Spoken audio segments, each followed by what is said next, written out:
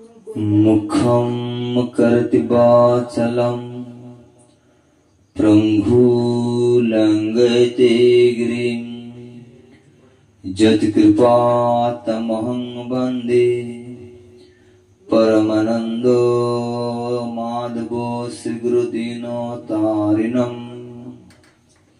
नारायणं नमस्कृत्य नरश्चैव नरोत्तमं देवीं सरस्वतीं व्यासं ततो जयमुदीरयेत् वृन्दाय तुलसीदेवै प्रियाय केशवसचा कृष्णा भक्ति पदे देवी सत्यभर्ते नमो नमः। श्री कृष्ण चैतन्य प्रभु नित्यानंद श्री अद्वैत गदाधर श्रीवासादि श्री गौर भक्तबिंद। हरे कृष्ण कृष्ण कृष्ण हरे हरे हरे राम राम राम हरे हरे। सर्व अज्ञे मुझे भगवत ज्ञान प्रदाता श्री शिला भक्ति कुमुद संत गोस्वामी श्री गुरुदेवेर अतुल चरण वंदना करी से महानदेवेर प्रति प्रसन्न हन एवं नित्य काल जययुक्त हन।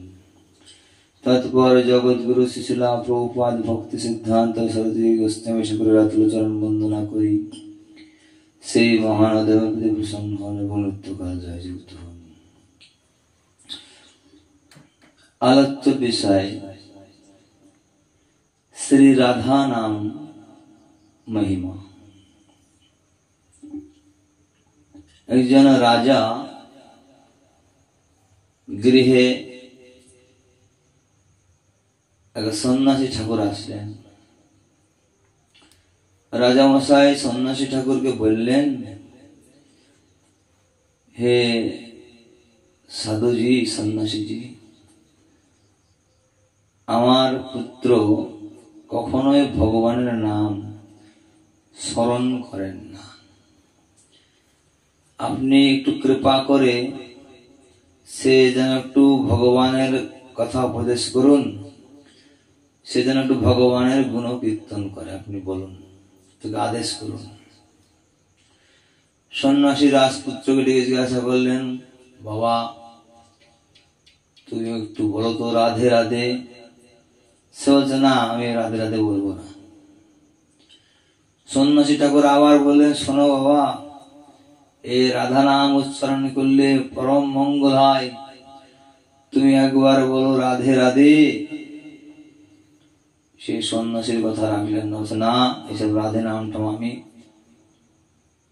বলবো না, আমার এসব পছন্দ নয়।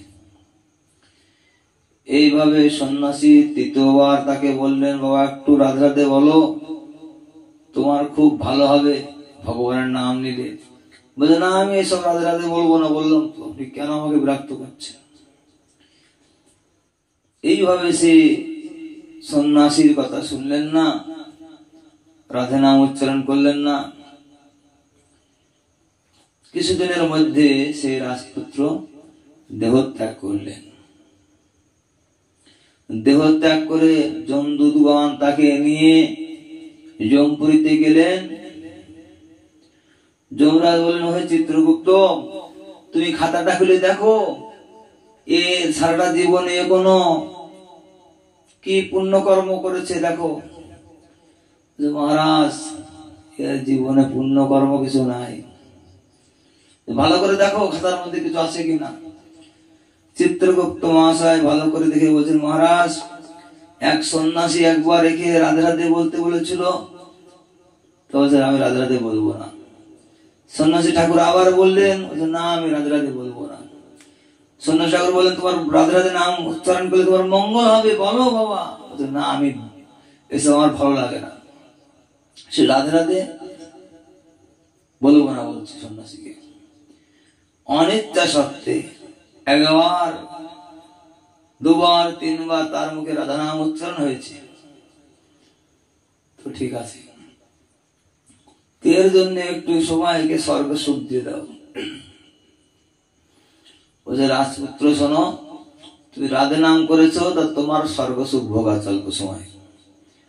তো ঠিক আছে, আমি স্বর্গসুখ ভোগ করবো বটে, কিন্তু এই রাধা নামের মহিমা কি যমরাজ, সেটা আপনি আমাকে বলুন।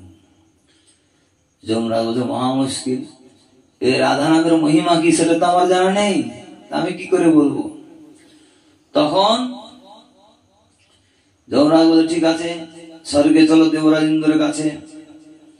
দেবরাজ ইন্দ্রকে জিজ্ঞাসা করবে। রাজপুত্র দেবরাজ ইন্দ্রকে জিজ্ঞাসা করলেন। দেবরাজ ইন্দ্র বলছে রাধা নামের মহিমা কি, এই সর্বনাশ, এটা তো আমার জানা নেই, সৃষ্টিকর্তা ব্রহ্মা বলতে পারবে। যমরাজ তাকে নিয়ে এবার ব্রহ্মার কাছে গেলেন সত্যলোকে। ব্রহ্মা বলে না, এই রাধা নামের মহিমা আমার জানা নেই, একমাত্র এটা বলতে পারে শিবজি মহারাজ, শিব ঠাকুরের কাছে যাও। যমরাজ তাকে নিয়ে শিব ঠাকুরের কাছে গেলেন। শিব ঠাকুর বললেন এই রাধা নামের মহিমা তো আমি বলতে পারবো না, মুশকিল তো। এবার কে পারবে বলতে? বলছে ভগবান নারায়ণ পারবে, বৈকুণ্ঠে থাকে নারায়ণ, নারায়ণের কাছে যাও। সেই নারায়ণের কাছে গেলেন যমরাজ তাকে নিয়ে। যমরাজ বললেন প্রভু এই রাধা নামের মহিমা কি আপনি বলুন, এই রাধা নামের মহিমা না জানলে আমাকে ছাড়ছে না।